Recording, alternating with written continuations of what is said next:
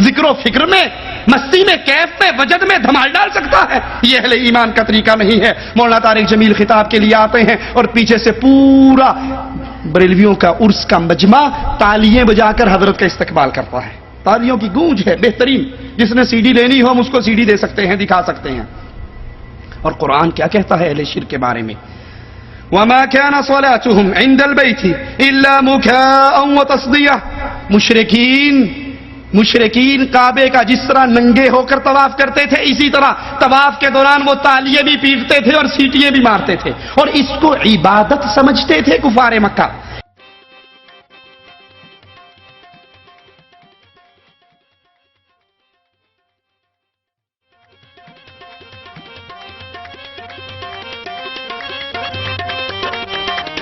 سرکار فرماندے نے پاویں کوئی شیعہ ہے، پاویں کوئی سنی ہے، پاویں کوئی وہابی ہے، جیڑا کوئی دمال نہیں پا رہا وہ علی پاک دا منکر ہے۔ جیڑا علی پاک دا منکر ہے، سرکار کہندے نے، میں سرکار نوری بوری والے دی قسم کھا کے کہنا کہ او دی حشر نو بخشش نہیں ہونی۔ میں دعویٰ کر کے کہنا سرکار کہندے او دی کدی بخشش نہیں ہونی جیڑا دمال نہیں پائے گا۔ ان تالیوں کے بجانے کو، ان سیٹیاں مارنے کو کفار مکہ عبادت سمجھتے تھے۔ آج جائیے درگاہوں کی منظر کو دیکھ لیجئے، وہاں بھی صوفیہ جوہالہ ڈھول پیٹ رہے ہیں، چمٹے بج رہے ہیں، تالیاں بج رہی ہیں، جیسے مولوی طارق جمیل کے آنے پر تالیاں بجائے گی۔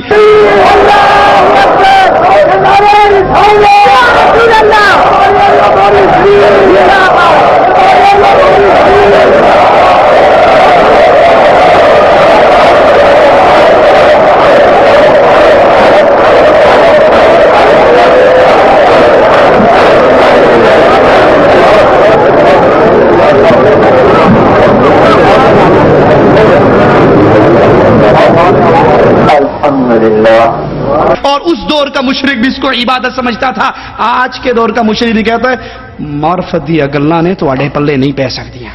اللہ ایسی عقل ہمیں دے ہی نہ جس میں تالیاں عبادت بن جائے۔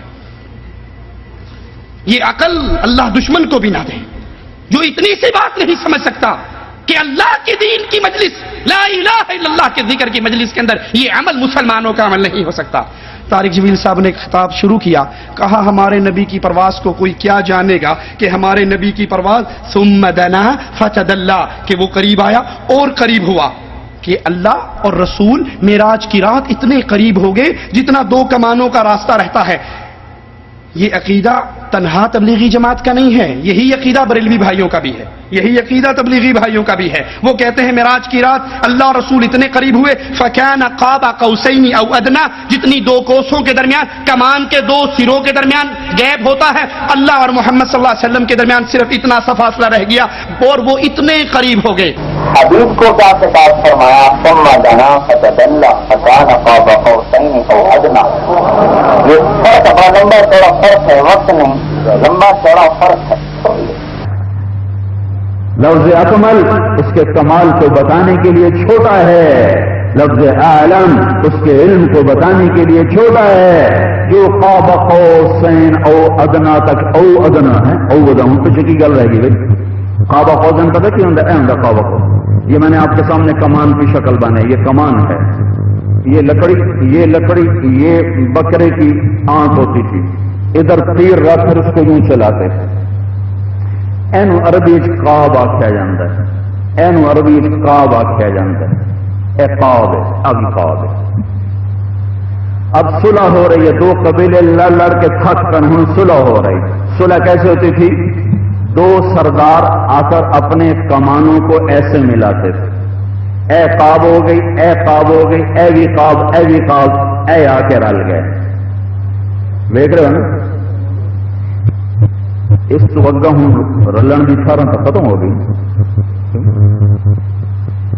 تو عربوں کی صلح کی یہ نشانی تھی کہ بھئی اب یہ آپس میں متحد، آپس میں باہم اتفاق، لڑائی ختم۔ اب میرا اللہ یوں کہتا ہے ثم دنا فتدلى فكان قاب قوسين، یہ تو ہو گیا قاب قوسین، اور ابو اللہ کھی جاندہ او ادنا، اس سے بھی زیادہ میرا محبوب میرے قریب ہو گیا۔ ہوں یہ ترجمہ میں کتوں کرا؟ یہ ایدی تعبیر میں کتھو لے آواں؟ ساری دنیا عاجز ہے اس راز سے. نہ اللہ کے نبی نے پردہ اٹھایا اور نہ لوگوں میں سننے کی سکت اور طاقت تھی. نعوذ باللہ ثم نعوذ باللہ. اس دعوے کو بیان کرنے سے پہلے ہم اس ملنگ کی بات کو دہرانا مثال کے طور پہ صحیح سمجھیں گے. جس کو کسی نے کہا تھا بھائی تو نماز کیوں نہیں پڑھتا؟ اس نے کہا جی بات کرتے ہو قرآن میں آیا یا ایھا الذین آمنوا لا تقربوا الصلاۃ، ایمان والے اور نماز کبھی نیڑے بھی نہ جایا جی. اس نے کہا آگے تو پڑھ لو وانتم سکارا، جب نشے کی حالت میں ہو کہنا ان تے عمل کر لیں دے ہوگے پھر ویکھاں گے. اگر یہی فکان قاب قوسین او ادنی ان پوری آیات کو پڑھ لیا جائے تو رب محمد کی قسم معاملہ صاف ہو جائے گا اور مسئلہ سمجھ آ جائے گا. آئیے ذرا سنتے ہیں قرآن کیا کہتا ہے. وما ينطق عن الهوى، اور نہ وہ اپنی خواہش سے کوئی بات کہتے ہیں. ان ہوا الا وحی یوحى، وہ تو وہی بات کہتے ہیں جو صرف ان تک وحی اتاری جاتی ہے. وہ وحی اتارتا کون ہے؟ قرآن کی آیات ہے. سنیے غور کیجیے. علمہ شدید القوى، اسے پوری طاقت والے فرشتے نے سکھایا ہے. ذو مرۃ، جو زور آور ہے. فاستوى، وہ سیدھا کھڑا ہوا. وَهُوَ بِالْأُفُقِ الْأَعْلَى، وہ بلند آسمانوں کے کنارے پر تھا. ثُمَّ دَنَا فَتَدَلَّى، یہاں طارق جمیل صاحب فرما رہے ہیں اللہ رسول اکٹھے ہو گئے، قریب ہو گئے، ایک دوسرے کے ساتھ ساتھ ہو گئے، اور قرآن بتا رہا ہے نہیں یہ جھوٹ ہے. ثُمَّ دَنَا فَتَدَلَّى، یہاں تو ذکر جبرائیل علیہ السلام کا ہے کہ وہ قریب ہوا اور اتر آیا. فَكَانَ قَابَ قَوْسَيْنِ أَوْ أَدْنَى، بس دو کمانوں کے بقدر فاصلہ رہ گیا، بلکہ اس سے بھی کم ہو گیا. پھر یہاں یہ چپ کر کے اگلی بات نہیں بتاتے، قرآن کی اگلی آیت مسئلے کو کھول رہی ہے.